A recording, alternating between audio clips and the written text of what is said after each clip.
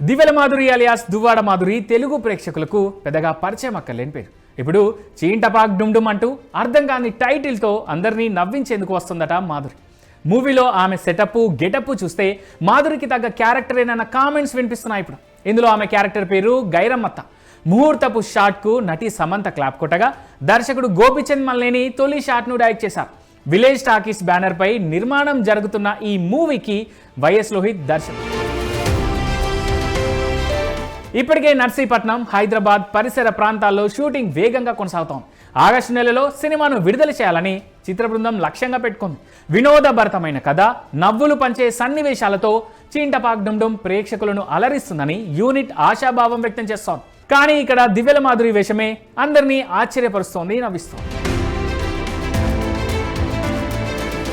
ఇక దివ్యల మాధురి ప్రయాణం ఎప్పుడూ చర్చనీయాంశమే. క్లాసికల్ డాన్సర్గా, బిజినెస్ ఉమెన్గా గుర్తింపు పొందిన ఈమె వైసీపీ ఎమ్మెల్సీ దువ్వాడ శ్రీనివాస్కు దగ్గరైంది. ఆ బంధం కారణంగా అనేక సందర్భాల్లో వార్తల్లో కూడా నిలిచారామె.